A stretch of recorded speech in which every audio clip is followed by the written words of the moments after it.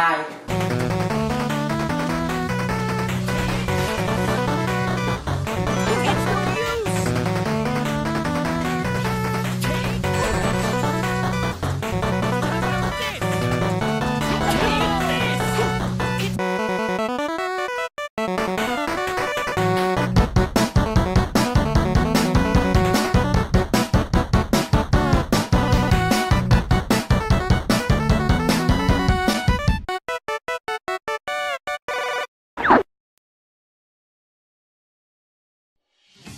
Now that we're in the void I like to call my editing software, let's talk about what's happening right now. Hi, I'm Guy.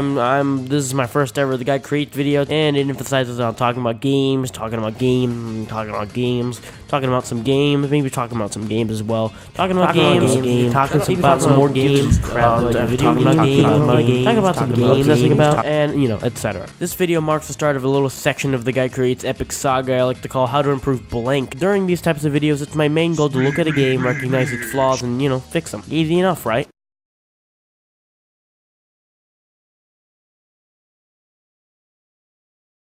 Sonic 06 is no cakewalk, because this game is so messed up, and it was a huge challenge to come up with a solution how mostly everything can be fixed in this game, and at least the most important ones. Usually this format of videos was made for games that don't need to change too much, or at least decent, but having to fix a game like this? No problem.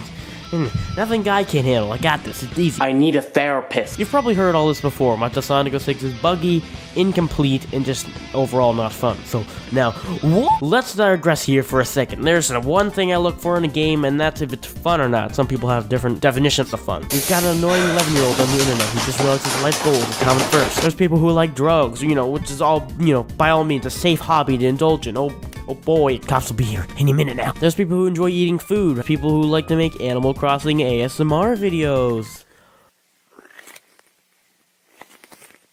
Oh, that same sort of idea can be applied to people who, when it comes to their gaming taste. I don't care if the game is ugly, I don't care if it has a bad story, as long as it's a fun game, it's a great game. For me, when I'm playing a game, I get stubborn, and even if the game is terrible, I'll just keep playing it until the level I'm presented with is done. I'm quite the patient gamer, so I'm always someone who's dedicated to playing the game. Playing the game. EA Sports. Unless I just can't take it anymore and want to drown in pain. But I also understand the other side of the spectrum that, some people used to stop playing a game once it becomes frustrating and not fun. And, it's fine, there's no problem with that. But here's the thing. I could barely beat Sonic the Hedgehog 2006. I mean, this game is so bad that even I couldn't beat it without becoming, ultimately depressed a little bit. Anyone who says otherwise either didn't play the game or beat it, or they're just completely lying. If you like it, good for you. I'll let you like it, but let me tell you, this game is bad to me, and it's bad to the majority of people. Since this game isn't enjoyable at all, we're about to be pretty critical about this pile of crap as I decide to release to millions of innocent bystanders. Oh no.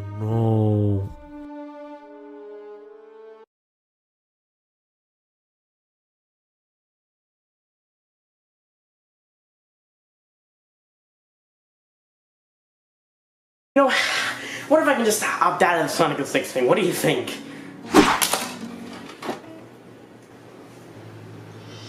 Well, you win, I guess. Sonic the Hedgehog 2006 was a game released in 2006 for the PS3 and Xbox 360. You know what? We don't need a script. Roll the cliche vinyl scrap. Okay. We're not gonna say what everyone else says about Sonic in this video. Ew, Sonic was never good! Come on, Nintendo, get with the times. It's 2018. Nobody plays on the couch anymore. Sonic Forces? Hey, get this. Sonic Forces out. Another game. Comedy genius. No, in this video, we're gonna get straight to the point and talk about the game and how to improve it. I mean, if you don't know what this game is, you'll find out. You'll find out the more I talk about it. I mean, that's kind of a gift. The plot of Bionicles 06 is very simple. The game's plot is horrible. I'm not even going to bother explaining it. It has some interesting ideas, but... Does it really belong in a Sonic the Hedgehog game? In all seriousness, we all know the plot is bad when you have this, and this, and this, and all of this. I don't care what happens to the world. That will make any story in context retina burn. It hurts me! On the lush tropical paradise of South Island, Sonic the Hedgehog's animal friends begin disappearing one by one when he discovers that the evil scientist Dr. Ivan Robotnik has been kidnapping them and converting them to Robotnik Batniks as part of the plan to collect all 6 of the disabled Chaos Emeralds. Dirty Sock decides it's up to him to save them, and then embarks on the quest to free his friends from thwart the evil schemes of Robotnik. What happened to Sonic saving his animal friends? Remember the short little animal guy who ran fast? I mean, think of the general consensus of people who know who Sonic is. Do you think they know about this? Look what we're doing now. Don't forget about the beautiful love story that takes place. Oh man, this right here is the kind of stuff that makes me happy. This is what games truly need. I mean, what would this game need without an awkward laughing sequences between two characters who have clashing art styles? Where's the news? So now that we're done with that, what's next? Let's see here. Oh, it's the presentation. Might as well just leave now, because there's no hope for that. No hope. No hope. Got a battalion now.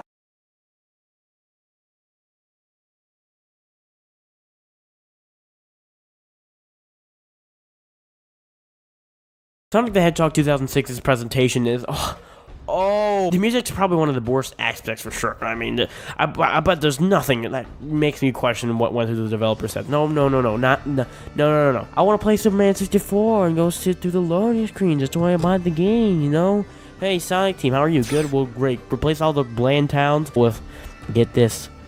Get this. No hub world. Screw Soliana, screw the realistic looking people, and screw Eggman with real eyes. You gotta have it look like this, not this. Even something like Station Square from Sonic Adventure is good enough for me, as long as it just doesn't have people who crawl into my nightmares. It's just to me that the hub world is adding nothing to the game, really. There's, it's already linear with side quests that, to me, are a chore. How much time does Sonic have on his hands to play hide and seek with a bunch of kids? Come on, Nintendo, knock it off! But it's not even just the hub worlds that are bland. No, even the levels themselves are pretty unspectacular. We've got Wave, Ocean, Dusty Desert, Aquatic Base, Crisis City, Tropical Jungle, Kingdom Valley, White Acropolis, Radical Train.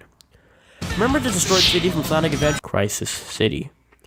Remember Emerald Coast? Wave, Ocean. Radical Train in Kingdom Valley, kind of new, but just Oil, Ocean, Sky, Sanctuary, that's original stuff. If stages in Sonic 06 were creative and original, and let's say I had a unique theme, the levels would be more exciting than the boring desert and jungle that we see in almost every game ever. The entire game wouldn't be about the story, but it would focus on the gameplay and presentation like it should have in the first place. Instead of the real world, Sonic goes to a bunch of creative levels that are rich and filled to the brim with something that breathes newness. Sonic games can have stories, but Sega needs to realize that a Blue Hedgehog just doesn't fit with a long, dragged-out narrative that would probably be okay without the bad voice lines and, short little freaks running around everywhere. We want no people and realistic things, less story to focus on creative presentation and better writing. That tornado's carrying a car! Alright, so now that we covered the presentation, let's talk about the game. Let's talk about the game. Let's talk about the gameplay.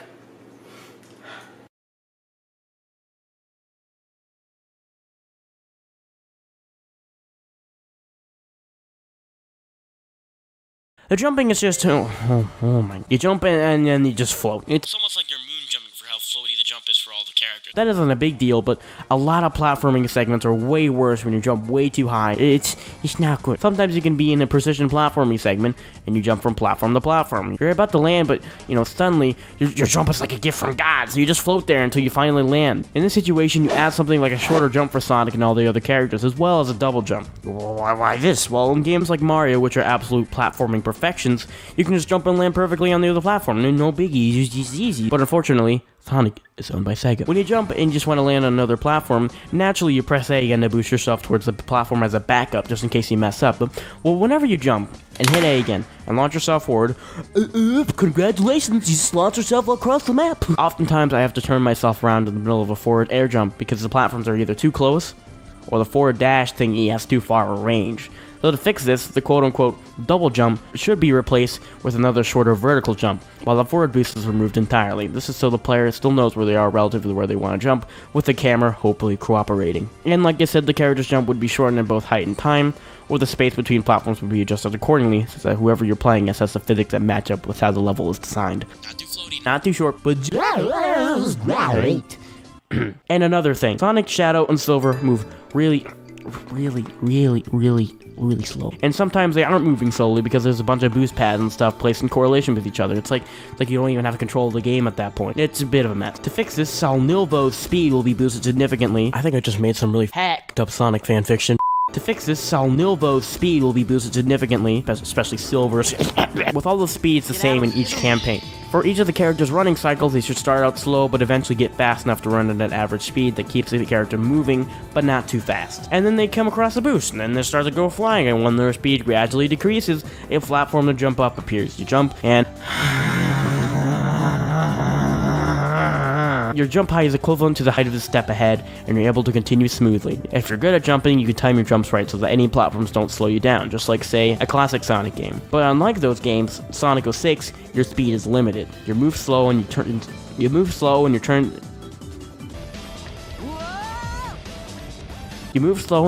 force you into a 90-degree robot flip that makes moving across linear paths pretty much unbearable. Everything's just sort of out of tune, for lack of a better term. Something is too long, something's too short, something's too finicky, and it's just a big pile of doo-doo. So hopefully what I previously mentioned fixes the basic controls enough to make the game more playable, and maybe even a ledge grab should be added so that whenever Shadilvik falls, they can hang on the edge and launch themselves up quickly. This is a standard game from 1996 set, so the fact that this game from 10 years later messes it up is just great! Enemies have health bars in this game? No. Whenever you're forced to fight an enemy, you're stuck behind a barrier that blocks you from leaving the area. When that happens and you begin to attack, all you do is spam the attack button. Yeah, the game puts you into combat when there's essentially no combat system.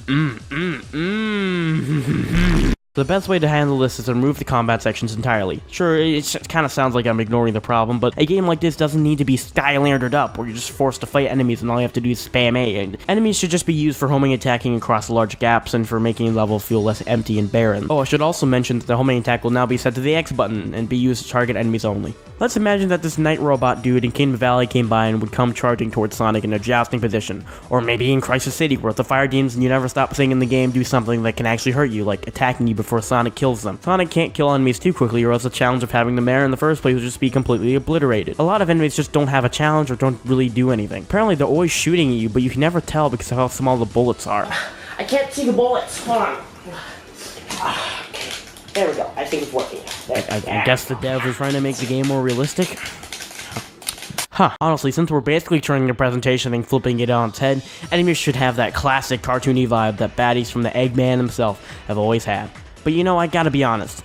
Gray Robot with Gun, my personal favorite Sonic enemy of mine. I mean, nobody can touch him. Nobody can touch that guy. Maybe in order to add some more depth to the little combat there would be in this new Sonic 06 I'm apparently making, they could add enemies that could only be ground pounded or sweeped or spin dashed. Spin dashing in this game, it sucks. In order to get it working, you have to completely stop all movement, charge it up, and then oh boy, you're spiraling out of control. 10 out of 10. Oh golly gee, just great! How do we fix it? Well, just make it so you hit the trigger button on your controller to crouch and then hit X at the same time to charge up your spin dash as much as you want in order to blast yourself forward. The reason why you lose control of the spin dash in Sonic 06 is because once again, as you start turning, you are automatically thrown in a direction and your character isn't curved or ease into the turns like most 3D platformers. Another thing we haven't talked about is the slide move Sonic and Shadow have. Whenever you use it, you're sort of trapped in this awkward movement that makes you defy any means of gravity. So what I would do to improve it is turn it into a role you can perform by crouching with the trigger button while running, similar to the classic Sonic games, and make it possible to jump out of that roll to get back on your feet. Abandoning ship was so important in the oldies because not having it there would just screw Sonic over in a lot of situations. In this game's case, you just go around in circles and wait until Sonic decides to get up. Game design. And you know what? For good measure, let's just rip off Sonic Mania and add a drop dash thingy. When the drop dash was originally introduced, oh golly, did it make Sonic that much better. Being able to spin dash in the air makes everything progress way more smoothly in that game, and bringing it to Sock and a Block 20X, especially with the more polished level design, would make the game that much better. I'm such a nerd. I'm really a nerd. A lot of levels in this game are just pretty much the same stages repeated over and over. I mean, I swear, Sonic Shielder. I love Shielder, my favorite's in it. I swear, Sonic, Shadow, and Silver literally play through these very similar segments of the Kingdom Valley map, it's just frustrating to have to play through the same levels multiple times with little differences. At least add something exciting, like having Silver go somewhere different in Kingdom Valley, and like inside the castle maybe, or maybe have Shadow go inside the Dark Cavern in Wave Ocean. You remember how in Sonic 3 and Knuckles that the level would change, Angel Island would be normal, but then the next act had a whole jungle catch on fire, which changed the level a bunch? It's pretty tight. Well, the same would happen in this sort of game. Sonic would go through the same location, but Shadow would, like I said, go through Dark Cave, and Silver would go to a beach town or something, I don't know. In my ideal Sonic 06, I wouldn't have Wave Ocean in the game anyway, but I'm just giving out examples here. My point is, something like that would add some nice charm to the game. The levels are definitely reused, but sometimes the levels that are constantly rehashed aren't, well, how do you say it? There's this one stage that has no real path to follow or direction to go, so you just end up going in circles confused. In an open map, there should be some sort of guide to where the player should go, like how it worked in Banjo-Kazooie, for example. There were landmarks, there were notes that led you to where you should go, and that's how you complete your goals. In Sonic 06's Tropical Jungle, though, half the level is just a bland jungle you barely remember, similar to the Soliana hub world, and all the paths just get intertwined with each other, which eventually makes you go in circles. That was how Tropical Jungle was designed, at least for the characters that moved at a slower pace like Silver and Rouge, and Kingdom Valley is no different. It was easier to navigate through this one, but it's still a little bit difficult to find out where you had to go. No Path of Rings here, just Game of the Year material. The levels themselves are clearly trying to push you towards a certain direction, but they expect you to figure out just which way to go in this huge mess of platforms and enemies. It doesn't work, you dinks. Games can be open, but they have a certain goal, so you don't run around aimlessly. And instead of that noise, the level should just mostly go in a certain direction, like up, down, across the border of something, or, just forward. It can't go up, then right through times, and then have the path intertwine itself later, and cause a huge mess. Maybe it could be implemented well, but not like it was here. Levels where you have to go at A to B should be linear.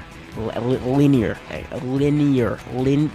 Maybe in a Kingdom Valley stage, the whole premise can be about going upwards to the top of the castle, not just this random lake with no guidance to where you need to go. Things would be a bit more open though, like if one of the characters have to find a couple of keys to open a door or something, but not anything like this level awful. Honestly, I can just go on and on about how the level was just poorly laid out, but that would take quite a bit of time, so, I'll just leave it at that. Besides, I've been talking too long about the gameplay. Let's just get on with it. Sonic is the only running around at the speed of sound around Earthbound on the ground, sitting around at the playground in the background next to Charlie Brown. As you can probably tell, Shadow and Silver are playable as well. No one else. Just three characters. There's nobody else. No one. Hey, Tails, get back in the car. Tails, get back in the car. I'll just mention out of the gate that a lot of abilities these characters have that I don't mention should maybe be removed. In my playthrough, a lot of Sonic, Shadow, and Silver's power-ups, besides a few, felt a little bit useless to me. They didn't seem all that necessary since, they were optional and you pretty much always had enough money for them once you unlocked them. Some of these are notoriously known to be broken, like the one where Sonic jumps infinitely. Shadow controls really similarly to Sonic. As I stated before, all the characters' speech should be the same, being able to go fast is what a Sonic game is known for after all. And having him any slower will just kill the point of a Sonic game. Going as fast as you can and having it all depend on the player's skill. Shadow's only real unique gameplay feature is that you can hop into, yes, a vehicle and drive it. Hello, sir. Can I see your driver's license, perhaps? No driving for you, Shadow. Let me just tow that vehicle for you. There, okay. How about instead of appearing and being completely optional, the vehicle is something that you can just get into once your special meter thing is charged up after a couple minutes of bopping some bad guys. Shadow can get into the gun truck from Sonic Adventure 2 and smash everything in its path as fast as he can. All the platforms just sort of become ramps, and Shadow can just go up with no issue. And he can target giant missiles at the enemies, like the homing attack. This power-up, while temporary, is almost like an invincibility power-up. And why stop there when we could have other Shadow vehicles, like the motorcycle, which you can jump with and move significantly faster with? And there's missiles. Just stuff like that would be awesome, and it would make the game that much more satisfying. Another issue with Shadow, though, is his homing attack. It seemed like this campaign was supposed to be more combat-oriented, but the way it's executed is almost like there's no combat at all. So the best way it can handle this is, like Sonic's story, to sort of remove all the secluded press A sets and make it so Shadow can hold weapons. Oh jeez, okay. The way this would work is that unlike the Shadow the Hedgehog game, Shadow would keep all his weapons in his arsenal, and he'd have a main gun for targeting enemies like the homing attack, a gun for grappling across gaps smoothly and efficiently, and a homing attack for those situations where getting across gaps with enemies in the middle of them. This idea appeals to me because since Sonic and Shadow's playstyles are so similar, giving Shadow some kind of gun would make this playstyle different enough to be fun in its own way. It would be like a Nerf gun or something, not too crazy edgy. New ideas could be implemented as the game goes on, like weapon upgrades, vehicle upgrades, and new mechanics that could make the game interesting throughout. This should definitely be the case for Sonic and Silver's story as well. Oh yeah, Silver's story. Oh boy. Okay, let's get this out of the way first. Silver is one of the slowest moving characters in this game. Like what I said, I think at least 15 times already, Silver's speed should be equal to Sonic and Shadow so that he can keep up with the theme of getting momentum and moving fast. Silver's quirks in this game is that he can use telekinesis on boxes and throw them at enemies. Problem is, despite this idea being kind of cool, Silver always has to desperately look for a box, find it, pick it up, run towards the enemy, and hope the god actually hits them. No. What I would do instead of this is maybe have boxes as an option to pick up to throw at enemies without missing, but these enemies, once hit with a box, would get stunned, giving Silver the opportunity to grab them. Enemies would sort of have to chase after Silver, requiring him to move around a little bit horizontally while making sure his target, similar to the homing attack, is locked on so he can throw his piece of cardboard and carry on. Every time Silver would pick up something with his mind powers, depending on the object's weight, it would take a set amount of time for Silver to get a grip of the object instead of picking up all the objects instantly. This is the case because Silver would be able to pick any enemies he wanted, except it would take a little bit more time for Silver to do so. Despite having to wait for the game to let the player levitate the object, Silver would still be able to move around, albeit slower than usual while he does this, but once he finally picks up the enemy after a couple of seconds, he can throw that enemy onto another enemy, or throw it at an obstacle that blocks the path, which will be the main way of progressing, so that fighting enemies has a purpose. In fact, most of the times in all the campaigns, Sonic, Shadow, and Silver sometimes don't even need to fight enemies and can simply walk past them anyway. They don't chase you or anything, they just let you by.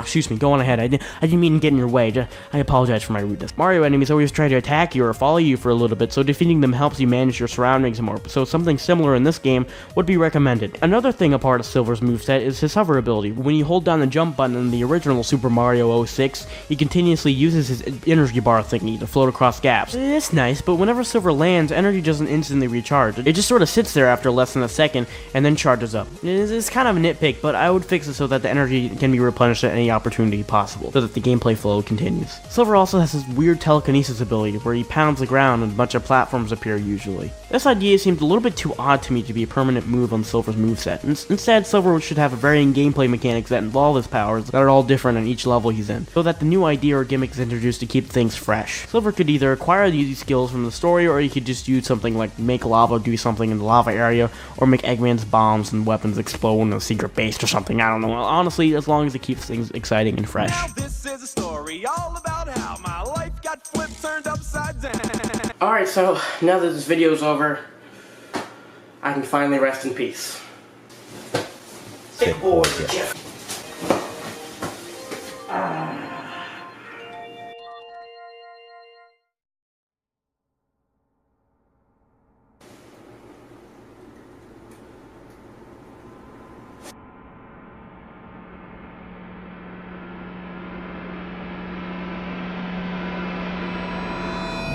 Okay, whoa.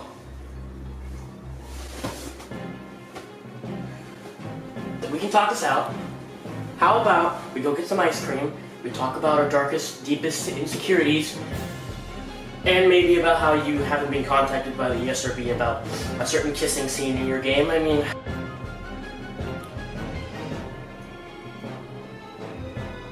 Okay, listen. Can't move my hand from this controller or from my seat, so it looks like I'm stuck here to play Sonic 06.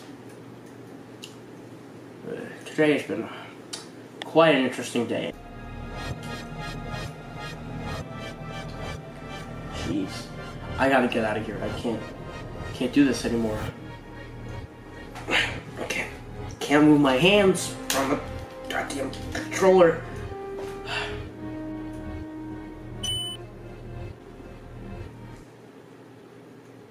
Did my switch just glow? Like...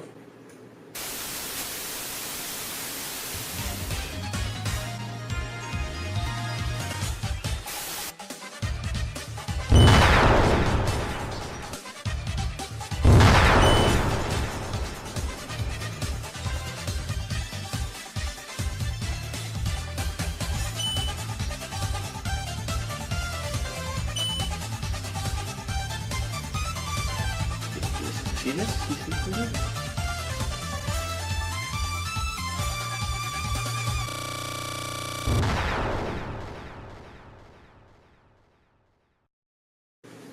that was quite an experience. I guess a lesson that could be learned from that is, you win some, you lose some. Hey guys, welcome to the obligatory end slate here. Thank you for watching the video that took me apparently 11 months to make. The new video is coming out next month. Don't forget to drink water.